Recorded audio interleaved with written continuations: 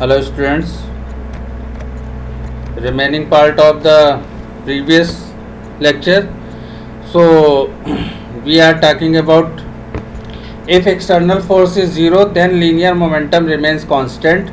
This is called principle of conservation of linear momentum. यदि बाह्य बल शून्य हो तो निकाय का संवेग नियत रहता है, इसे ही संवेग संरक्षण का सिद्धांत कहते हैं। मतलब P is equal to constant, तो इसको हम लिख सकते हैं m b c is equal to constant, यानी इसको लिख सकते हैं b c is equal to constant. तो ये हमारा कांस्टेंट रहता है। ये लास्ट टर्न पे मैंने कराया था, ये एक लाइन की डेफिनेशंस थ्योरी है, इसको आप लोग लिख लें। इफ़ लिख लें please, if external force is zero, if external force is zero then linear momentum remains constant. This is called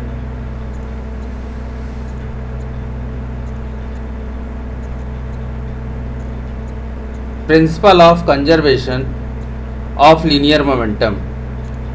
Principle of conservation of linear momentum.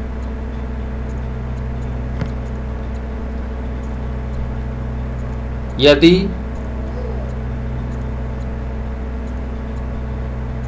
बाह्य बल शून्य हो, यदि बाह्य बल शून्य हो तो निकाय का संवेग नियत रहता है। यदि बाह्य बल शून्य हो तो निकाय का संवेग नियत रहता है, इसे ही संवेग संरक्षण का सिद्धांत कहते हैं। ठीक है, हो गया। चलिए नेक्स्ट टॉपिक करते हैं हम लोग। नेक्स्ट टॉपिक करते हैं। नेक्स्ट टॉपिक है हमारा संवेग संरक्षण के सिद्धांत से न्यूटन का तृतीय नियम, अर्थात Newton's third law from the conservation of the linear momentum. तो हेडिंग है Newton's third law,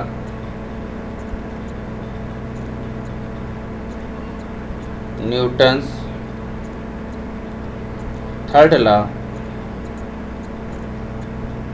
from conservation of linear momentum. तो ये करना है हम लोगों को, संवेग संरक्षण के सिद्धांत से न्यूटन का तृतीय नियम करना है। तो कंसीडर करते हैं, let there are two bodies A and B. Let there are two bodies A and B, माना कि दो वस्तुएं हैं ए और बी। तो कंसीडर किया हमने कि m a mass of body A, mass of body A. इसी तरीके से बी के लिए मान लीजिए mass of body, mass of body B. Consider किया हमने v a velocity,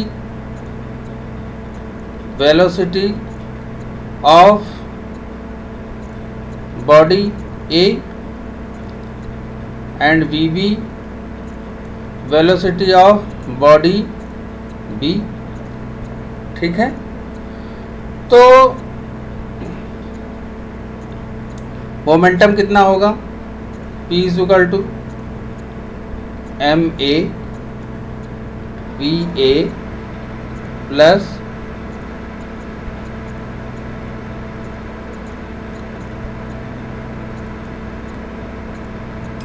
M b v b. अब मान लेते हैं कि एक्सटर्नल फोर्स हमारा जीरो है, एक्सटर्नल फोर्स हमारा जीरो है। तो if F external is zero, जब ऐसा होता है तो P कांस्टेंट होता है। यानी संवेग नियत रहता है, यानी कि हम लोग लिख सकते हैं MA VA plus MB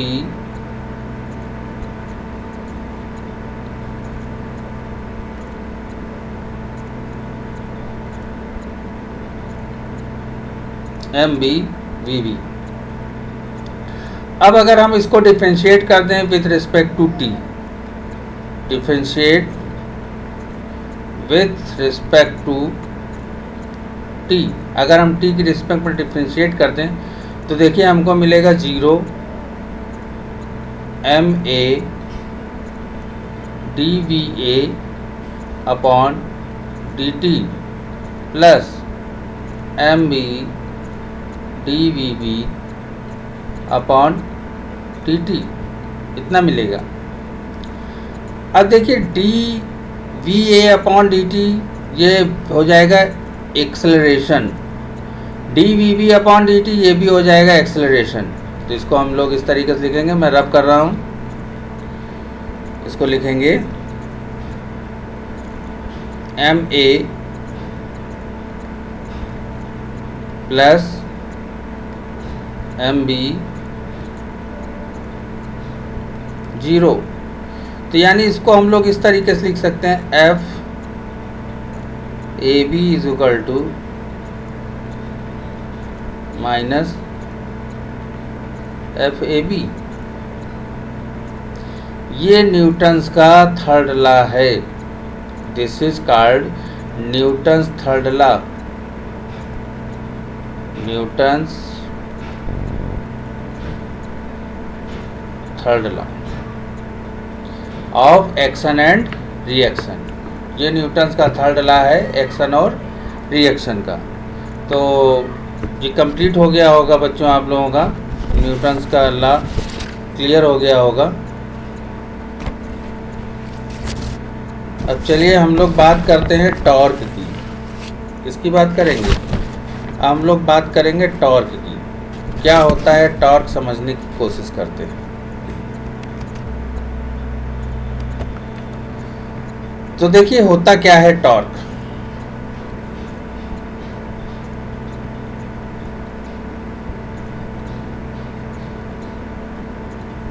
torque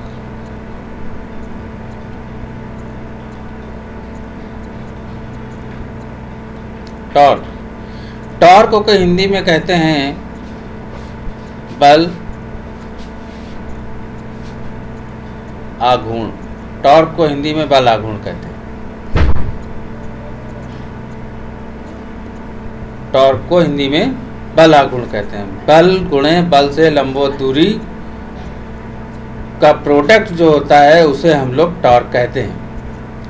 यानी टॉर्क इज इक्वल टू होता है R इंटू एफ, बल गुणे बल से लंबवत दूरी। अब अगर इसको हम डिनोट करें, लिखें, तो हम लोग लिखेंगे इसको RF साइन थीटा, क्योंकि क्रॉस प्रोडक्ट है। अब टाउ बेटा मैक्सिमम जब होगा जब हमारा थीटा 90 होगा, और टाउ मिनिमम जब होगा जब थीटा हमारा 0 होगा। मोस्ट इम्पॉर्टेंट चीज़ है। इसी तरीके से एंगुलर मोमेंटम की भी बात कर लेते हैं। एंगुलर मोमेंटम, एंगुलर मोमेंटम की बात कर लेते हैं, मतलब कोणीय संवेग, कोणीय संवेग की बात कर लेते हैं। तो कोणीय संवेग को डिनोट करते हैं L is equal to R cross P से।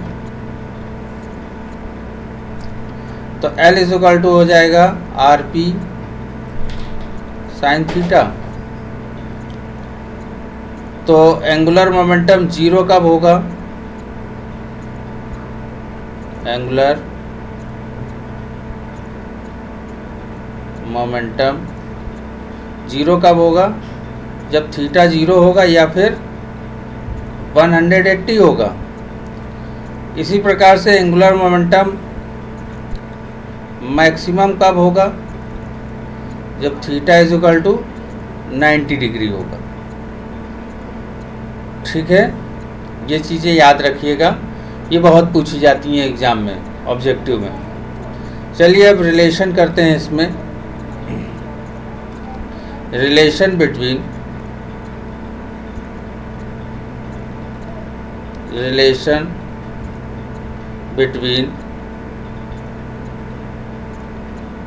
टॉर्क एंड एंगुलर मोमेंटम, यानी बल आघूर्ण और कोणीय संवेग में रिलेशन, ये करना है हमको। तो देखिए, we know that Newton second law, Newton's का सेकंड लॉ हम लोग जानते हैं क्या होता है, F = होता है dP/dt, और इसको हम लोग लिख सकते हैं हम लोग इस तरीके से, P की जगह लिख सकते हैं mv। ये क्वेश्चन नंबर 1 हो।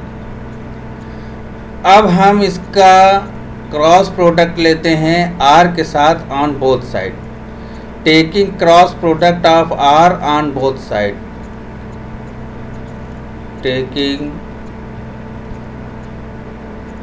Cross product of r on both side, cross product लेते हैं बोथ साइड, तो कितना मिल जाएगा, r क्रॉस f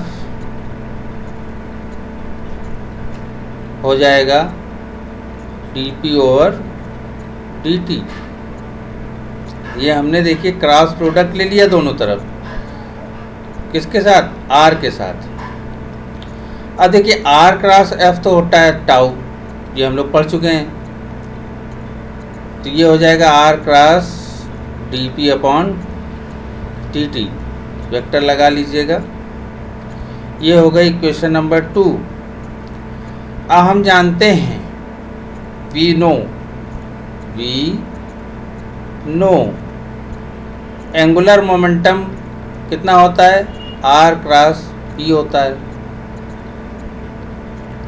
अब क्या करेंगे कि इस इक्वेशन को, ये नंबर है थर्ड नंबर, इसको हम डिफरेंशिएट करेंगे t की रिस्पेक्ट में। इक्वेशन नंबर 3 को डिफरेंशिएट करेंगे विथ रिस्पेक्ट टू t। तो कर दीजिए, तो देखिए हमको क्या मिल जाएगा, हमको मिल जाएगा dL/dt d/dt r cross p, ये मिल जाएगा।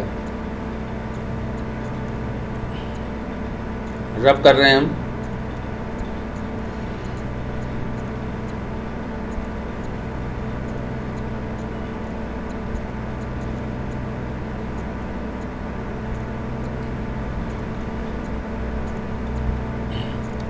अब देखिए इसको हम फर्स्ट सेकंड फंक्शन मान करके करेंगे, तो देखिए हमको कितना मिल जाएगा, dL/dt = dr/dt into p plus r dP/dt। ये देखिए, अब dr/dt को हम लोग लिख सकते हैं v, लिख सकते हैं, और p की जगह लिख सकते हैं mv, लिखा जा सकता है। और ये हमने एज इट इज़ इसको हमने नोट कर लिया। अब देखिए dL/dt की वैल्यू हमको क्या मिल रही है, m कांस्टेंट है, बाहर लिया,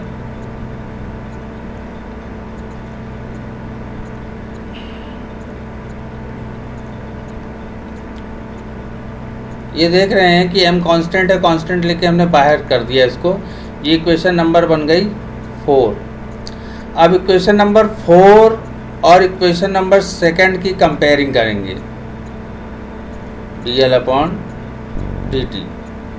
तो कंपेयरिंग कर दीजिए इक्वेशन नंबर 2 और इक्वेशन नंबर 4। इक्वेशन नंबर 2 क्या थी, देखिए जब हम कंपेयरिंग करेंगे तो हमको मिल जाएगा dl/dt is equal to tau,